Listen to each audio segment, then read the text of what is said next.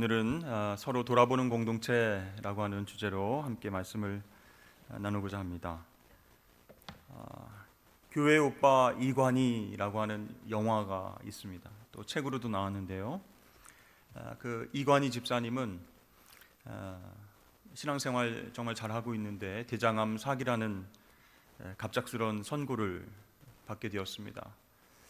사랑하는 아내와 자녀를 향한 안타까운 회복의 기도에도 불구하고 그는 그 고통을 견뎌냈어야만 했습니다. 그리고 이어지는 그 어머님의 갑작스러운 죽음이 있었고, 또 사랑하는 아내가 사기 혈액암 판정을 받았습니다. 본인도 너무 감당하기 어려운데 어머니의 죽음, 또 아내의 혈액암, 너무나 힘든 일들의 연속이 그 인생을 감싸 안았습니다. 그런데요, 그 과정에서 이관희 집사님은 한 번도 하나님을 원망하지 않았습니다. 그리고 하나님에 대한 신뢰를 거두지 않고 하나님 앞에 기도하면서 밝은 모습으로 그렇게 영상도 찍었습니다. 성경에 나오는 욥처럼 그렇게 인내하면서 살다가 2018년 천국으로 떠나가게 되었습니다. 그런데요, 이제 혼자 남아서 가족을 돌보고 살아가야 되는 아내를 생각하면서 우리 국민일보에서는 그 이관희 집사님의 목소리를 AI 기술로 재생을 했어요. 그래서 아내인 오은주 집사를 이제 인터뷰한다라고 이제 불러서 깜짝 선물로 그 이관희 집사의 AI 음성으로 아내에게 주는 편지글을 선물로 줬습니다. 그 남편이 혼자 살아남아서 열심히 살아가고 있는 그 아내에게 만약에 살아있다면 어떤 이야기를 했을 것인가, 그렇게 의논을 하고 고민하면서 AI 기술로 이제 천국에 가고 없는 이관희 집사의 목소리를 만들어서 그 내용을 전달해 줬습니다. 그러니까 일종의 천국에서 도착한 음성 편지죠. 그 편지를 듣자마자 이 아내인 오은주 집사는 막 오열하면서 울게 됩니다. 그렇게 듣고 싶었던 남편의 음성을 듣고 은주야 사랑해, 네가 힘들겠지만 우리 가정을 위해서 열심히 살고 있는 건 내가 알고 있어, 여기서 기도하고 있어, 이런 음성을 들으니까 막 눈물이 쏟아져 나왔습니다. 그뿐만이 아니라 이 남편의 목소리로 녹음된 오디오 성경도 선물로 받았습니다. 그 영상을 보면서 저도 너무 울컥했는데요. 물론 AI 기술이었지만 남편이 살아있다면 지금 힘들고 어려운 삶을 살아가는 그 아내에게 어떤 위로의 말을 했을 것인가, 그것을 우리 국민일보 팀에서 그렇게 기획을 했던 것이죠. 그러니까 남아있는 우리 오은주 집사를 위해서 위로하고 격려하기 위한 배려의 마음으로 그 AI 기술로 남편의 음성을 선물로 주었던 것입니다. 비록 실제 남편의 말은 아니었지만 그 마음이 전달이 되어서 이 오은주 집사님은 너무나 큰 선물을 받았다, 이렇게 제작진에게 감사를 전하는 영상을 본 적이 있습니다. 여러분은 인생의 고난과 어려움을 당할 때 옆에서 위로해 주는 사람, 또 배려해 주고 서로 돌봐주는 사람, 그런 사람이 있으십니까? 믿음과 사랑의 공동체를 향한 하나님의 마음은 무엇일까? 그것은 나만 바라보고 나만 위로받고 나만 힘을 얻는 것이 아니고 서로 격려하고 서로 위로하고 모이기를 피하지 않는 것이다. 오늘 하나님께서 우리에게 말씀하십니다. 우리 교회도요, 많은 분들이 예배를 드리시는데요, 그 중에서 피상적인 관계가 아닌, 그냥 주일날 한 번 만나서 인사하는 그 정도의 관계가 아닌 공동체 안에서 만나서 서로가 서로를 위로하고 힘을 주는 그런 분이 혹시 여러분 계십니까? 서로 돌아보아서 사랑과 선행으로 격려하는 그런 분이 계십니까? 여러분, 우리 인생에 그런 서로라고 하는 그런 인생이 있다면, 이웃이 있다면 그것이 얼마나 복된 일인가 생각해 봅니다. 오늘 나와 커피 한 잔 마실 수 있는 사람이 있다는 것, 정말 힘들고 어려울 때 기도 제목을 나눌 수 있는 사람이 있다는 것, 믿음의 공동체 속에서 서로를 위로하고 끌어줄 수 있는 누군가가 있다는 것, 그것은 얼마나 큰 하나님의 축복인가. 저는 여러분들에게 이러한 스토리가 있었으면 좋겠습니다. 우리 교회 그분 때문에 내가 예수님을 인격적으로 만났습니다. 그리고 내 인생이 완전히 변화되었습니다. 정말로 힘들고 우울하고 정말 흔들렸던 그때에 그 목사님을 만났습니다. 그 장로님을 만났습니다. 그 권사님을 만나서 내가 이렇게 하나님의 자녀로 살아가게 되었습니다. 그것은 하나님의 은혜입니다. 이런 스토리가 있었으면 좋겠습니다. 하나님의 은혜가 아니면 만날 수 없고, 또 하나님의 은혜가 아니면 만나서 위로받을 수도 없고, 하나님의 뜻과 섭리가 아니면 서로 격려하고 함께 힘을 낼 수 없었던 그런 만남이 우리 공동체 속에서 있었으면 좋겠습니다. 여러분, 이것은 세상의 어떤 모임과는 다른 만남입니다. 하나님의 섭리와 은혜 가운데 이루어지는 만남이기 때문에 너무나 소중합니다. 그런데 여러분, 이런 만남은요, 예배 공동체보다 소그룹 공동체에서 이루어지는 경우가 많이 있습니다. 우리 교회도 소그룹 공동체가 있는데요, 동산별 목장이 있죠.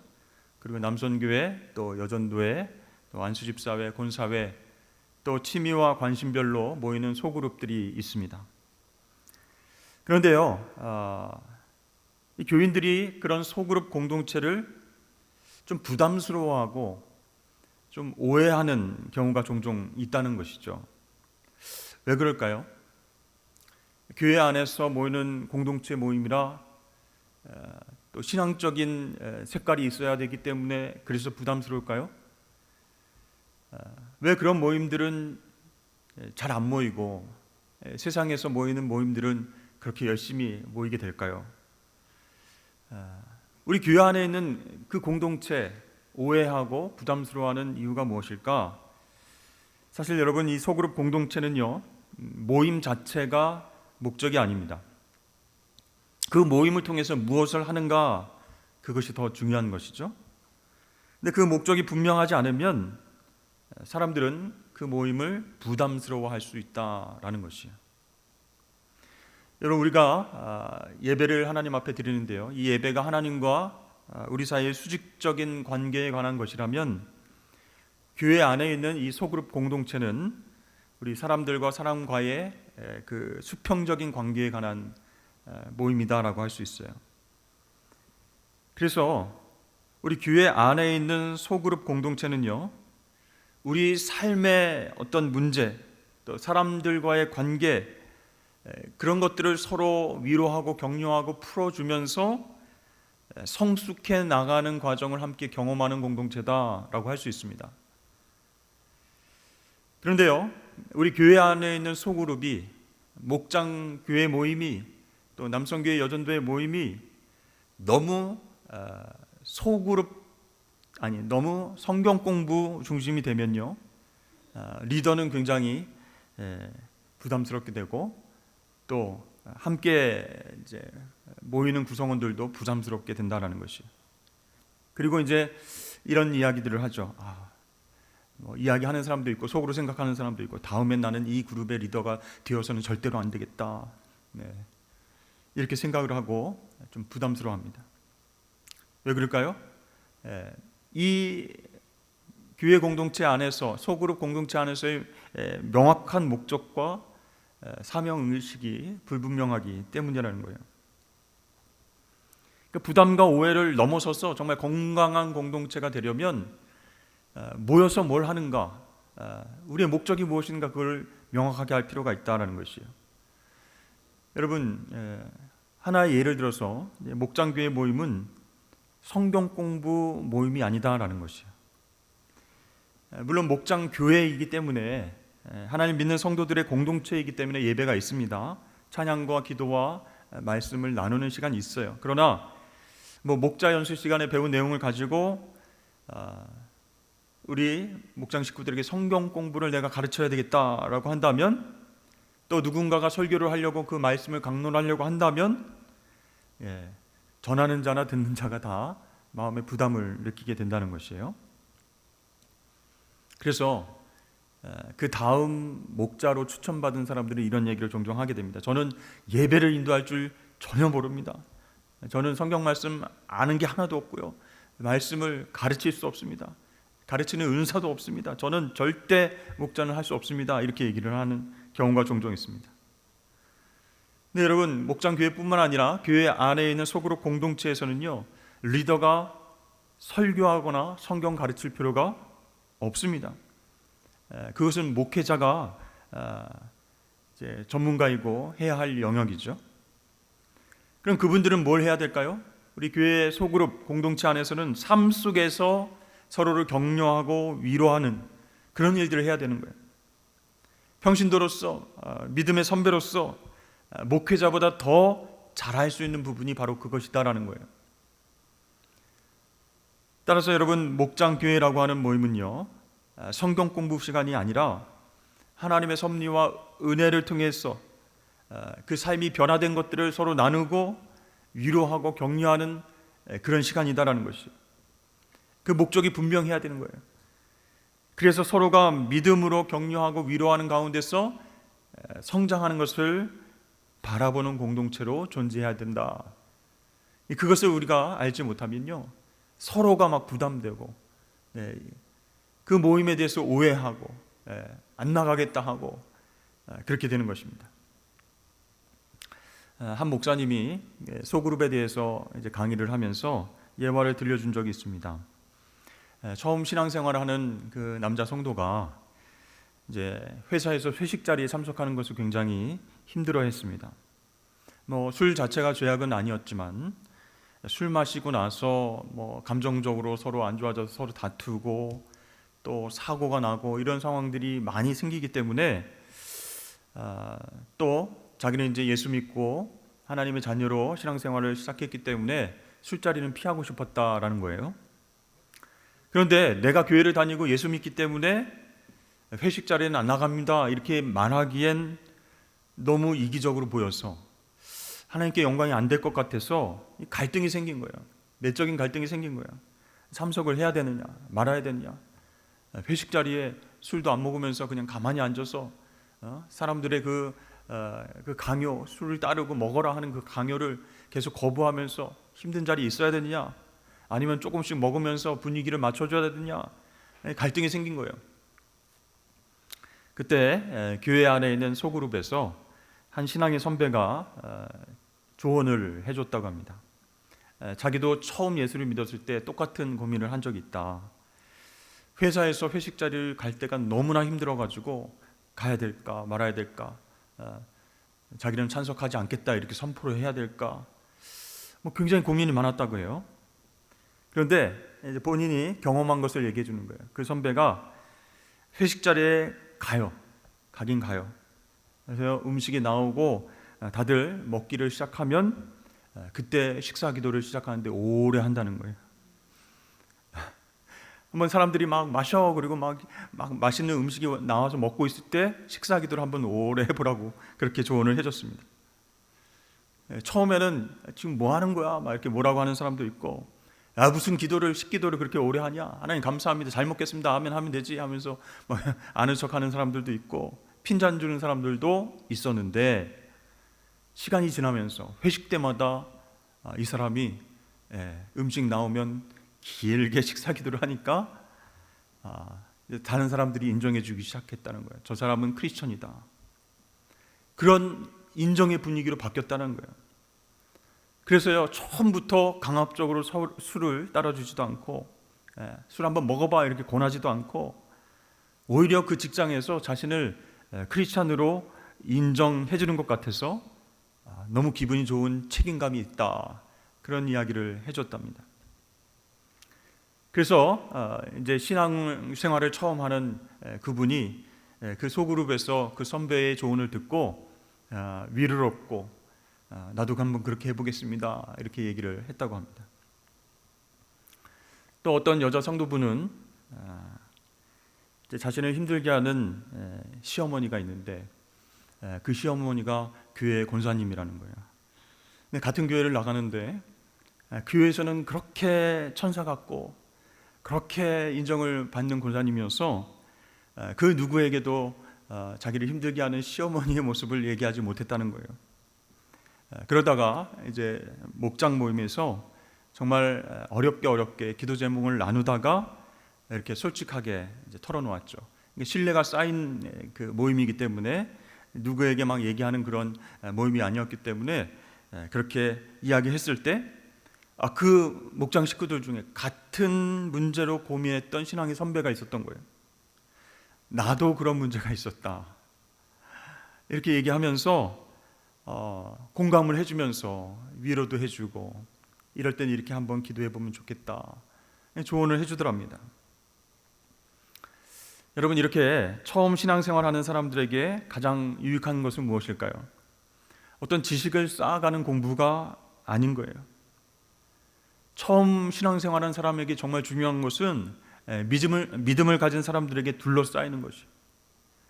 그래서 그들의 관심과 사랑과 위로로 힘을 얻는 것이 제일 중요한 겁니다. 그래서 여러분, 우리가 꿈꾸는 공동체, 또 하나님이 원하시는 공동체는 어떻게 이루어가야 할 것인가?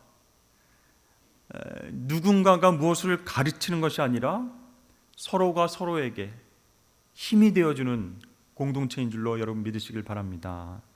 어떻게 하면 격려할 수 있을까? 어떻게 하면 함께 기도할 수 있을까? 어떻게 하면 그 문제를 가지고 하나님 앞에 같이 나아갈 수 있을까? 고민하고 배려하고 격려하고 위로해주는 공동체, 너무 중요하다는 거예요.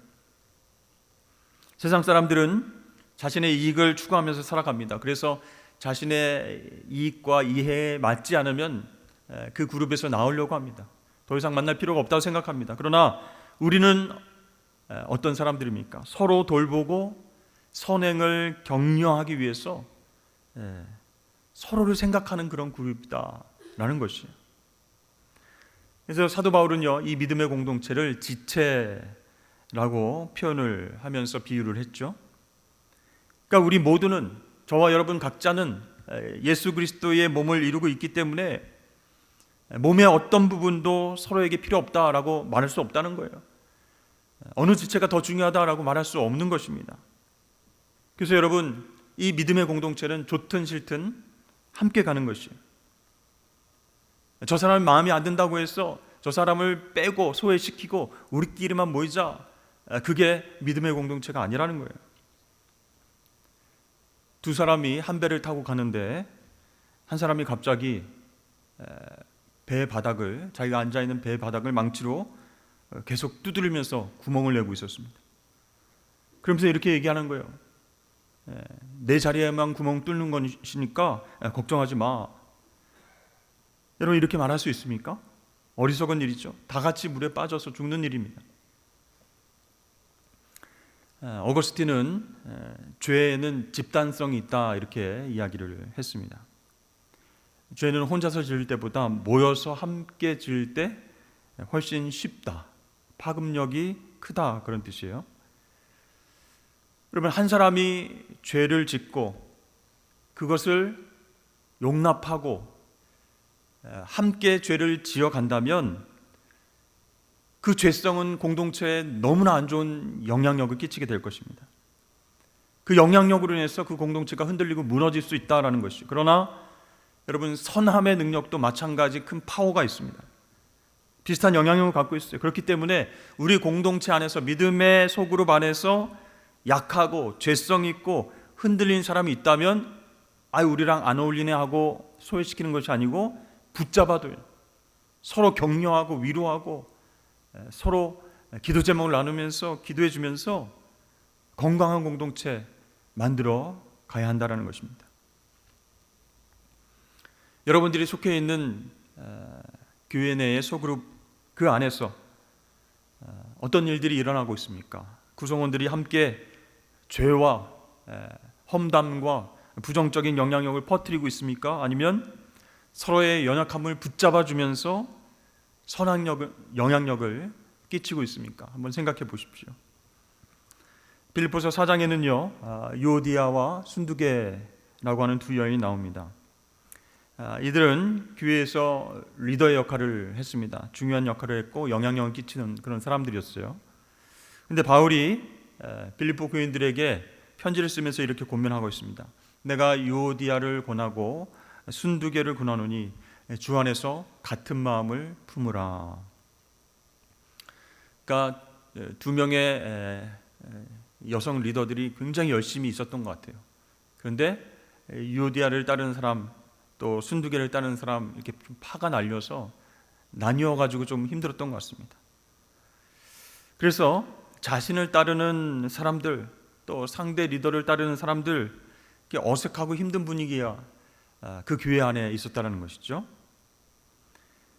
여러분들이 이제 소그룹 공동체 거기에 리더로 일한다면 상처를 많이 받게 될 것입니다. 왜냐하면 내가 원하는 대로 사람들이 잘 따라와 주지 않기 때문이에요. 내가 이렇게 생각하고 이만큼 베풀었으면 그 사람이 고마워하고 좀 변화의 어떤 반응을 줘야 할 텐데 생각대로 그렇게 안 되기 때문에 상처를 받아요. 때로는 목자로서 전화 신방하고 방문하면서 신방을 해도 반응이 없습니다. 고맙다는 말 한마디 없습니다. 교회 나가겠습니다. 신앙생활 한번 잘해보겠습니다. 이런 얘기를 안 해요. 그러니까 내가 기도한 대로, 내가 노력한 대로 그렇게 일이 되지 않으니까 리더들이 상처를 받을 때가 있다는 것이죠. 근데 여러분 한번 근본부터 생각해 보세요. 교회는, 또 목장은, 교회 안에 소그룹은요, 내가 원하는 사람들이 모여있는 공동체입니까? 그게 아니라는 것이죠. 그래서 내 뜻대로, 내 계획대로, 내 믿음의 권면대로 움직이지 않는 것이 당연하다라는 것이에요. 그렇다고 내 말을 잘 들어주고 잘 따라와주는 사람들만 이렇게 그룹핑을 해가지고 이끌어 나갈 것인가? 당신은 내 편이고 당신은 저쪽 편이다, 이렇게 편가르기 할 수 있겠습니까? 그러면 안 된다는 것이죠. 바울이 이렇게 얘기합니다. 주 안에서 같은 마음을 품고 여러분들의 관용과 사랑을 그들에게 보여주십시오. 그것이 공동체에 기쁨을 줄 것입니다. 그렇게 바울이 권면했어요. 근데 그런 생각이 들죠. 아니, 내가 손해볼지도 모르는데 왜 나를 따르지 않는 사람은 그 사람들에게도 관용을 베풀어야 됩니까? 정말 편한 거는요, 내 얘기 잘 들어주고 내가 얘기하면 그렇게 합시다 하고 따라와 주는 사람들하고만 일하는 게 제일 편하죠. 교회 안에서도 마찬가지라는 거예요. 그런데 왜 손해볼지도 모르는데 관용을 베풀라, 주 안에서 하나가 되라, 그렇게 얘기를 하고 있습니까? 주님이 오시는 날이 가까워 있기 때문이다, 이렇게 이야기하고 있습니다. 그러니까 저와 여러분이 세상을 언제 떠날지는 모르지만 그때 후회하지 않도록 나와 뜻이 다른 그 사람들을 위해서도 관용을 베풀고 사랑으로 격려하고 위로하고 주 안에서 하나가 되어야 된다라는 것이에요. 그렇게 했을 때 정말 우리 생각으로는 하나가 되지 않을 것 같은데, 그렇게 했을 때 모든 지각에 뛰어난 하나님의 평강과 그리스도 예수 안에서의 그 놀라운 마음과 생각을 주님이 지켜주신다라고 약속하시는 거예요. 그렇습니다. 나하고 다른 사람에게, 내 뜻과 내 의견에 반하는 사람에게 관용을 베풀지 않으면, 위로하고 격려하고 품어주지 않으면 기쁨이 찾아오지 않습니다. 그때는 그래 뭐 마음대로 해, 저 사람은 이제 우리랑 다른 그룹이야, 이렇게 생각하고 우리끼리만 잘 모이려고 하지만 마음의 평안이 없는 거예요. 그러나 사도 바울이 권면한 것처럼 주 안에서 같은 마음을 품고 관용을 베풀고 사랑하고 위로하고, 그렇게 다른 의견도 있을 수 있죠, 이렇게 한번 해봅시다, 기도해 봅시다, 이렇게 행하면 그 마음 가운데 기쁨이 찾아온다라고 권면하고 있는 거예요. 오늘 본문 말씀에서도 그날이 가까움을 볼수록 어떻게 하자고요? 서로 돌아보아서 사랑과 선행을 격려하며 모이기를 패하지 말라, 이렇게 얘기합니다. 아무리 요즘 모여서 같이 예배하고 같이 중보기도하고 그렇게 선행을 나누고 서로를 배려하는 모임 힘들다고 할지라도, 몇 사람이 안 모인다 할지라도 모이기를 패하지 않게 된다라는 거예요. 여러분, 힘들고 어려운 상황이 있을수록 모이기에 힘쓰십시오. 그리고 관용을 베풀고 서로 배려하면서 기도해 주십시오.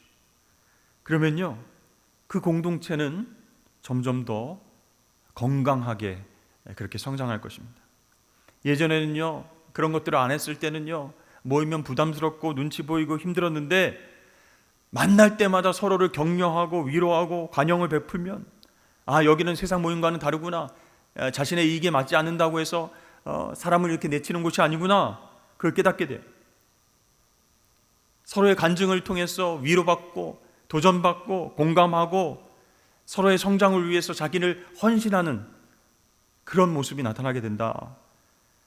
여러분, 그렇게 영적으로 성숙해 나가는 교회 공동체, 소그룹, 목장 모임을 만들어 나가시길 주의 이름 축복합니다. 예전에 TV에서 노총각 연예인이 이제 아버지에게 이런 질문을 했어요. 아버지, 결혼하면 뭐가 좋아요? 그랬더니 그 아버지가 굉장히 의미 있는 대답을 했습니다. 아들아, 연애라는 것은 서로 만나서 좋은 것을 같이 하는 것이야. 그러나 결혼은 서로 만나서 힘든 것을 같이 하는 거야. 이런 이야기를 했습니다. 여러분, 우리 교회 안에 있는 공동체 소그룹의 힘은 무엇입니까? 서로를 돌아보고 서로를 위해서 힘든 것을 같이 해내고 불편한 것을 서로 감수해 주는 것, 그것입니다. 그래서 여러분, 주 안에서 건강하고 좋은 공동체는요, 자기 만족만을 이루는 것이 아니라는 거예요. 자기 기분에 좋은 일들만을 행하는 것이 아니라는 거예요. 힘들고 어려운 시간, 그 고통의 시간을 함께 나누고 그것을 위해서 같이 기도하고 서로를 돌아보면서 격려하고 중보기도 할 때 그 공동체 안에는요, 피상적인 만남이 아니라 은혜와 감사의 만남이 넘쳐나게 될 줄로 믿습니다.